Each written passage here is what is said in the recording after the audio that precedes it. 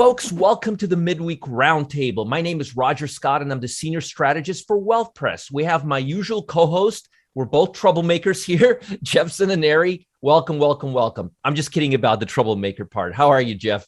Kind of accurate. Good morning, Roger. Nice to see you. You and I do like to stir up some trouble once in a while. You got to have an opinion, and if you have a strong opinion, sometimes people disagree with it and they don't like it, but that's on them.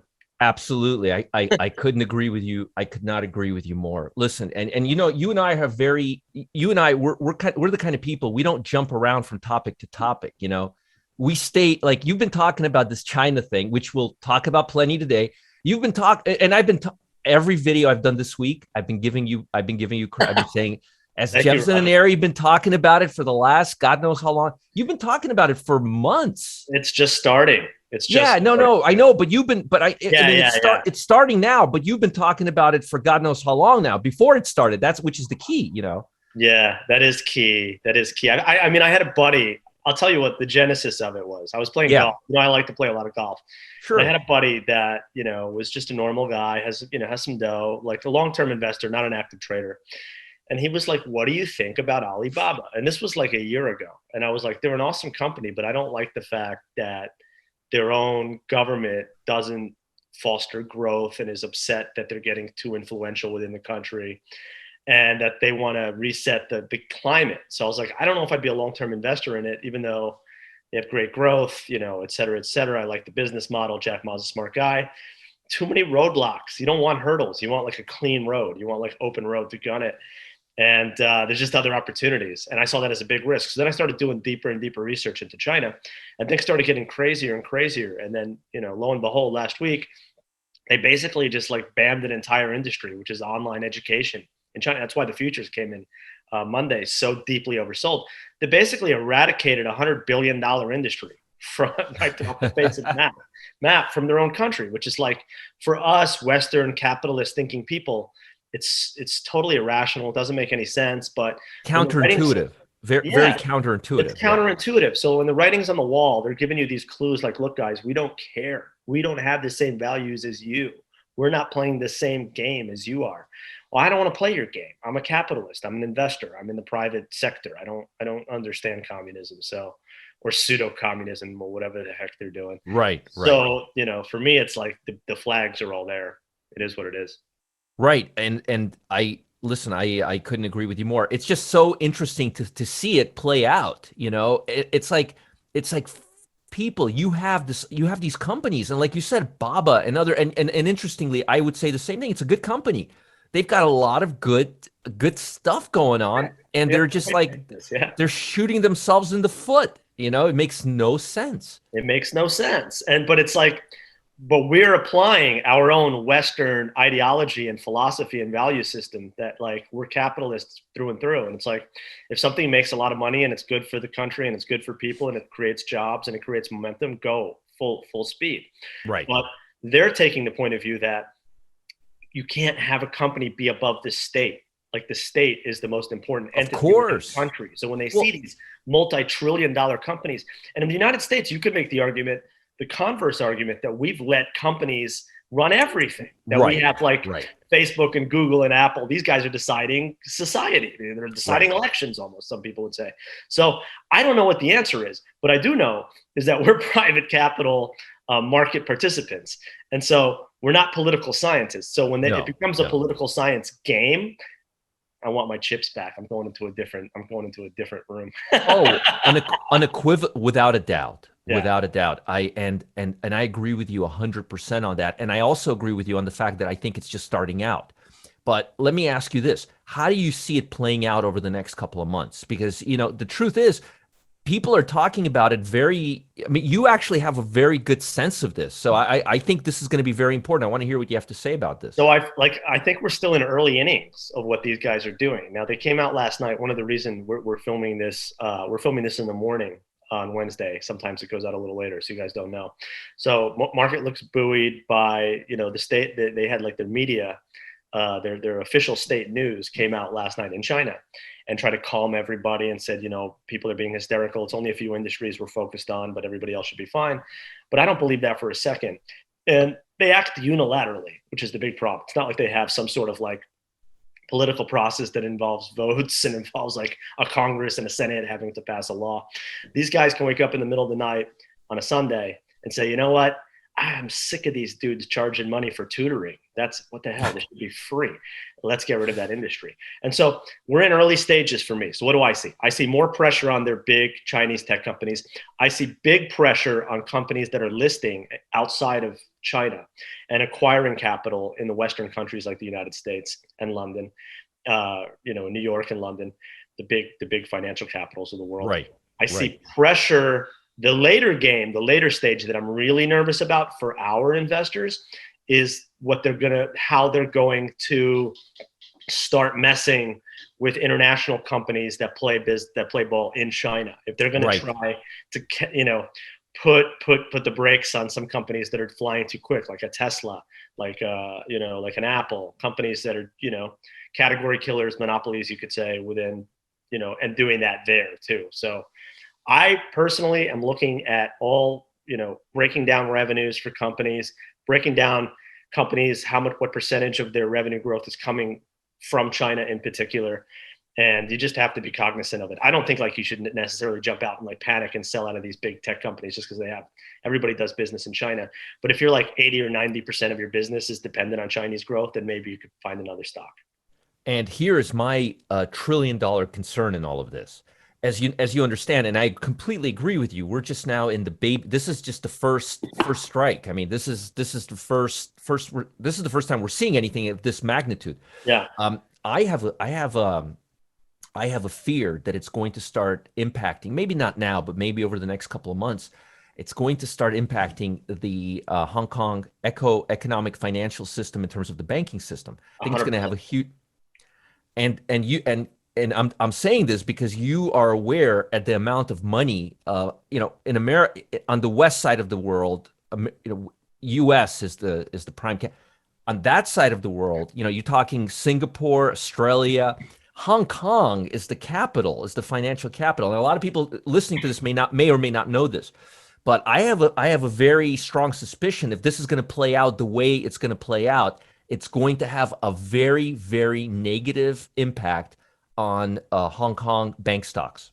Oh my gosh, you're singing my song, Roger. One of my shorts is HSBC, and that's By the way, I did not know that. I did not know that till now. Yeah, so it's a money link I have. I'm long you want to trade? I'll give you a trade. I'm long JP Morgan. I'm short HSBC. Had no idea till now. Long JP Morgan, short HSBC. They have a similar business model in terms of how they make money in banking, commercial banking. They're a bank of banks, so to speak. They're central glue to financial system. The way JP Morgan is in New York, HSBC is that glue in Hong Kong. Yeah. So that's my play. That's the name I was thinking about in the back of my head as I was going through the story, because that's the bank that's synonymous with, you think Hong Kong, it's that bank. It's just so. That's so right.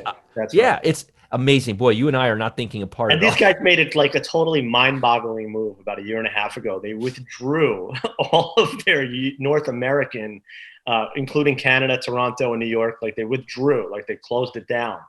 And it's like just to focus on Hong Kong, right? And we talked, believe it or not, but we talked about that specific topic about a year and a half ago. Roger, one thing I do with money links, and I do in general in life, is if I find something that's working and that's key and that's good, I just time in and out of it, and that's where my methodology and that's where my system and like all the boring mathematics come in. But the core underlying theme, if it stays intact, I just keep pounding that drum. I love that trade. I don't know what was the long part. I know the short part. JP Morgan. Okay. I needed a big, when you're doing that, like they're not, so HSBC is not competing against like, Wells Fargo. Goldman or Goldman. Goldman, because they're not in the same business lines.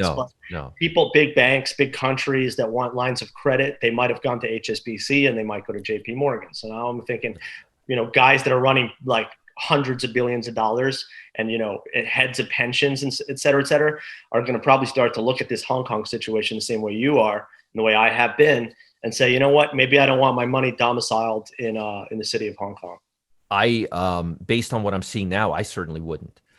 Let's jump topics a little bit. Before we started, you said you wanted to mention a little story for me that you were out of town. I want to, because both of us were doing this session from out of town last year. You guys year. been seeing me in like log cabins, in-laws, backyards, hotel rooms, et cetera, back in my office. Thank God.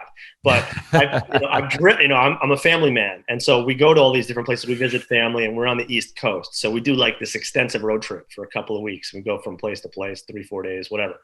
But I've been in multiple states along the East Coast, and different states with different reactions to COVID, with different reactions to unemployment, to economic benefits.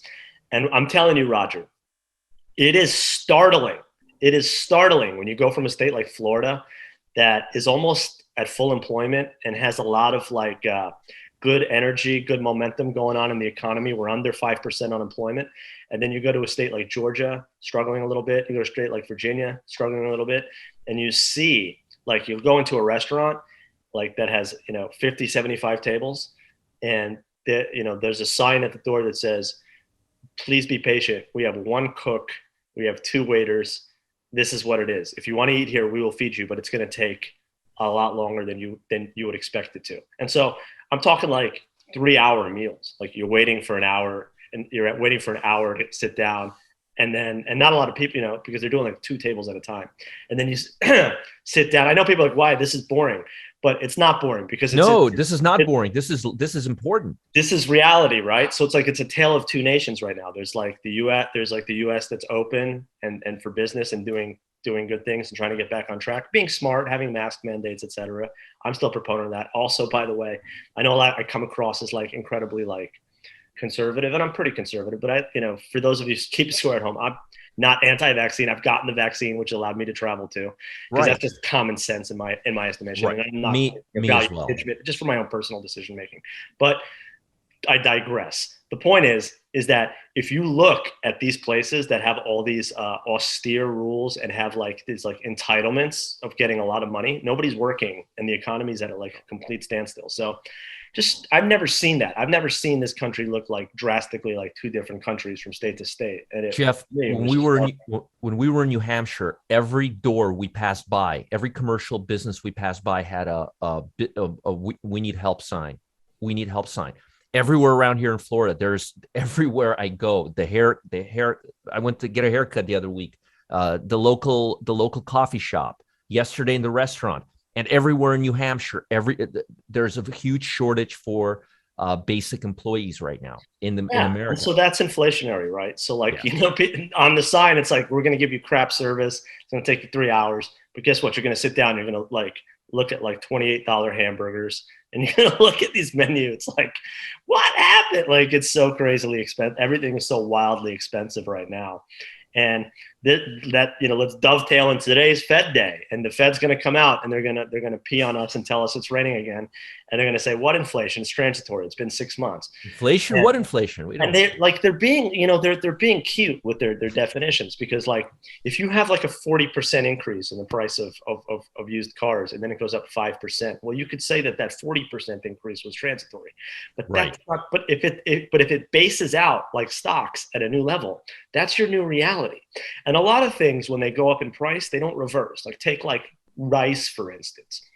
You see like the cost of rice going up. You see the cost of spaghetti going up, staples, things like that. And they don't go back down. Like a cup of coffee, it goes up and then it goes up. It just always goes up.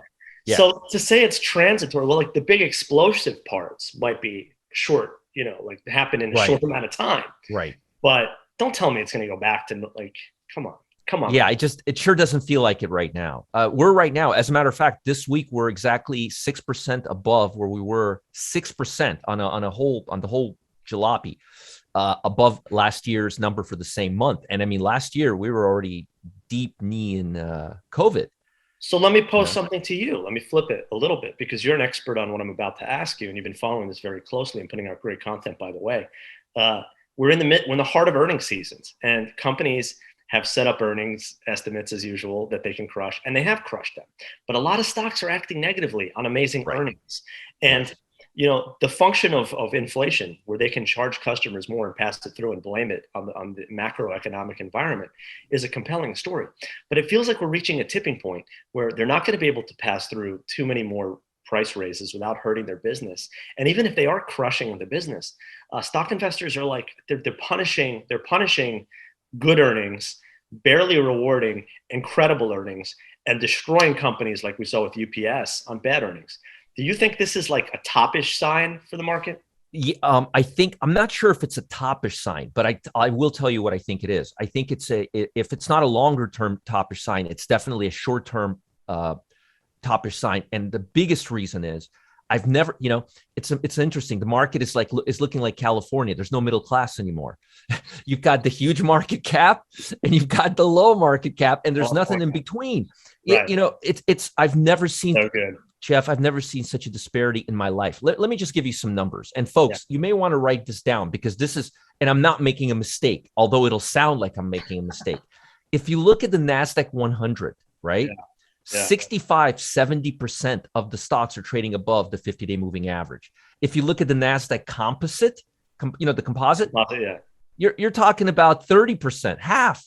Yeah, I saw that 70% are trading below. Yeah. And then but that's, then it's like, I know there's this pump going. That's why this is such a macro. This is a macro environment. This is not so when we say macro versus micro, we're saying just like large pools of money that are global, that could go into bonds, or they can go into oil, or they could go into real estate, are going into stocks. I mean, they're going into real estate too. But like, this money's getting sprayed into futures. That's why you're always seeing you're seeing like companies getting killed, and then the futures, S&P is still up a little bit. And you're like, most of the market, I'm looking at this screen of stocks that I'm scanning, and like you said, 60-70% of these stocks are down. How is this market up? 90, there's only 80 stocks making 90-day breakouts right now, and 90 stocks making 90-day breakdowns right now. It doesn't matter. It hasn't mattered for the broader market as of this point. So it could continue you have to accept the fact that it could continue like this. It could continue, but typically 99% of the time, what you will see is you will start seeing the larger, the FANG stocks, the NVIDIAs, the Amazons, their market cap will begin cooling off. Right. Because you can't sustain that separation for too long. That's so right. We may not see a big whopper, but we're going to see some type of a consolidation. And there's a lot of factors. There's a lot more factors. Like, for example, if you know how I have my CSI scan, and I look at my scan to see the 11 sectors. It used to be 10. Now I get it. You guys send it to me every day. I love it. Yeah. And now if you look at, you got technology and consumer discretionary way apart from each other. They're best friends. They got to be next to each other. And whenever the market gets out of whack, they get fragmented, and then the market cools off, and then they're best friends again for 6 months. In industrial and basic material are far apart right now. They're best friends. They should be next to each other. Consumer staples and utilities should be next to, they're not. So everything is fragmented. And whenever you have a fragmented market and you have this huge market cap divergence, the odds are much higher that we're going to cool off than we're going to go up. Whether we have a huge correction or not, that's a whole different question. But the fact that the market is really, really stretched out right now is unequivocal. So, and I'm glad that you're seeing it as well. And it's a huge divide. It's like I'm seeing Los Angeles, I'm seeing Beverly Hills and East LA, and I'm not seeing anything in between. There's no middle class. Speaking of middle class and Beverly Hills, the real estate market is unbelievable. Like I know we keep talking about this, right? Because another empirical thing, people are like, we're sitting here at the end of July, and people in March are like, this is nuts. We've seen a 40% increase. And now it's like 3 months later, it's like another 30% from that point. It just keeps moving. It just keeps going and going and going. And it's the same thing. It is like this macro flow. There are hedge funds and private equity firms buying houses in Florida by the thousands. That's not all cash. You're not competing against Joe and Sally that are trying to, move up and buy their second home for their kids, their forever home. You're competing against Blackstone Group. Yes. And they still think there's value because of inflation. Because the answer is they expect inflation to keep running hot for a lot longer. Right. They do. Hotter for longer. That's a lot more than the government, a lot more than the federal government. And I trust those guys to run my money more than I trust Jay Powell. Oh, don't even get me started. Don't even get me Think started. about it. If they're buying houses in cash, in bulk, up 75% in a year, these guys are telling you, we know that we can turn around and rent those houses at a positive cash flow for the next 10 to 15 years. And we can steadily keep raising rents on people too. And actually, that's another topic. I'm starting to see a lot more money flowing into residential REITs, apartment building REITs, which is just a byproduct of that. Yeah. It's the same model, right? It's the same model. It's the same model. It's the same model. They expect inflation to keep going and therefore rents to keep increasing to guarantee that they have that interest payment. Look, money's not going to be cheap for forever, and money's not going to be cheap. And look, the fact is 90% of people, not 90%, 70 to 80% of people finance their homes. People don't buy their homes with cash. No, right, for sure. And if money gets more expensive, what they're basically, and for those of you at home who are trying to understand what Jeff and I are talking about, what we're really saying, what these investment firms believe is that the value of money is going to increase or decrease. The value of money is going to money is going to increase. Yeah. Right. At a faster clip than the value of these properties. Because look, if interest rates double and your first 15 years, you're paying off interest for your house, you're going to be paying twice as much. So, and also, if you have the new normal of inflation is 5% a year instead of 2% a year or 1.5% a year, then that means that your real interest rates are at like -1%. Exactly. So if you can have a yield of like 4% renting out apartments because you can raise your apartment costs based on this cash going lower in value, then you do it. It's called an arbitrage. It's what they do. That's what they're doing. Right. Which means that, inflation is going to not transitory is what I'm saying. Right. Or at least it's not short term like JP. They're not betting that it is. They're betting that it lasts at least 5 to 10, because you don't buy properties for 6 months. You buy them 5-10 years. I would venture to say, based on what I'm seeing right now, especially if this COVID continues to lag. That's the topic I wanted to hit before we jumped out of this. Yeah. I think you're absolutely. I think 5 years is not unreasonable. So let's talk about the Delta variant and the jump. What do you think about all of this? Yeah, dude, we've been talking about the same thing from the beginning. The idea that this thing was going to just be like solved binary. Cruise ships. Remember our discussion on cruise ships 2 years ago when everybody was trying to pick bottoms, and you and I were like, no. People have been psychologically shifted to the point now that we're having what I view and what I believe to be something that you and I have expected, a seasonal ramp up in a virus that is very seasonal. It has, if you look at we already have 1.5 years of data on this thing. You have big case jumps in the summer, and you have big case jumps in the late fall and the winter. Those are the 2 times of the year that we should be nervous about this thing. That's when it spreads. And Delta or Delta virus is incredibly contagious. It's not per se much more harmful, but it's much more contagious. And so you're still having this ramp up in the virus. So people are nervous naturally. People with the vaccine are nervous. People without the vaccine, well, they're on a different wavelength. Either way, CDC also showed us that they don't entirely know what they're doing, and they flop around with the wind, and they have knee-jerk reactions. So they came out yesterday and they said, wear masks indoors if you're vaccinated too, which is like, wait, what? And now they're in addition to that, they're thinking about making a requirement for children K through 12 to have masks in school, regardless if they've been vaccinated as well. That was yesterday's news too. Exactly. And so like all these big national chains, like supermarket chains like Publix that have, 4 months ago said, yeah, if you got the vaccine, take the mask off and walk around our supermarket freely, which I have chosen to do. Me too. Maybe not. Maybe those chains will reverse it too. And so either way, I don't know how you saw this news yesterday. I saw yesterday as a very negative, sad day in general. And I just don't know how you can, see that news and think to yourself, I want to take a cruise next spring. I don't think and ultimately, I know people are talking Fed, and I know people are talking right now interest rates, but I'm going to tell you, nothing is driving this market more than this COVID. The fear of COVID. Why do you think company like the companies that make Kraft foods and potato chips are all making multi-year highs right now? They're having another run on toilet paper, apparently. It's starting to. People are losing their minds again. Like it's not. But we're already a fractured society. We're already a fraction. Yeah, fear. Yeah, but the difference this time in like wave 2 is that now people are resigning and like settling into the reality that you and I kind of accepted immediately, that this thing's going to be around for a while. Yeah. And it's not going to be an easy fix, an easy solution. And unlike the vaccine, which was on the horizon as this white knight, what's the white knight now that's going to save the day? Right. And the Fed has already shot all their ammo and continues to shoot all of it along 2 years ago.